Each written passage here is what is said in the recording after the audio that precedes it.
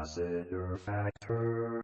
I finally got around to watching Sean Combs' The Reckoning, which is a documentary that was released on Netflix and produced by 50 Cent, so here are my thoughts. Now, let's be honest, Diddy has had himself quite the year, but not in a good way. He was basically arrested the year prior and has been in jail for most of this year and on trial, and we all know the outcome of that, and it just feels like this documentary is the culmination of everything he has been through throughout his life and career and just this year alone.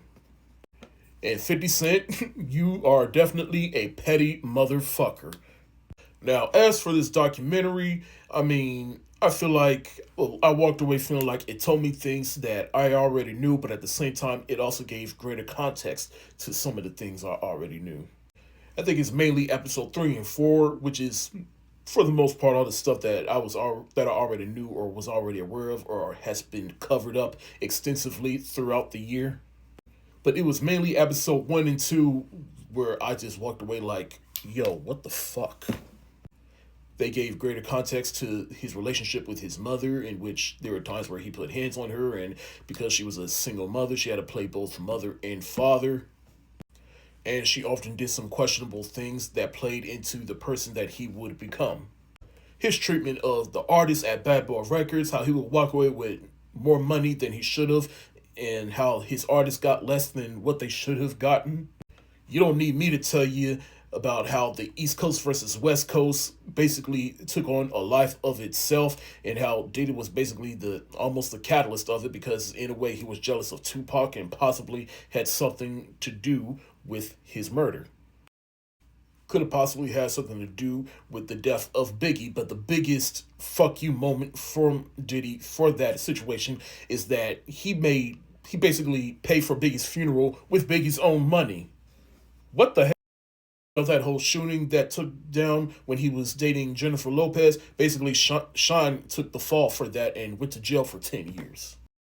To me, the biggest shocker that I never knew about was the stampede at City College that left people dead or injured. To me, that was a what the fuck type of moment. Of course, we've heard about artists at Bad Boy leaving, and then there's the whole thing with Aubrey O'Day from Daddy to Kane. And then, of course, it gets to his relationship with Cassie and how that took on a life of its own. In the end, I never really cared for Diddy in his music, but I do like his album he did with Dirty Money back in the day, and even the one half of that, Kalina, she's still sticking by Diddy, but then again, she said that she had a different experience with him, so who knows? But either way, any song that I listen to that has Diddy on it or whatever, it's definitely hard for me to listen to now.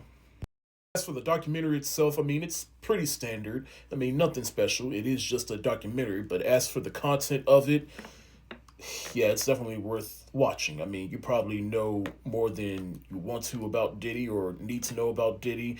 But if you want something that just basically a good recap and basically condenses everything down, this documentary is the one. I'm gonna give Sean Combs The Reckoning the mid hard eyes emoji.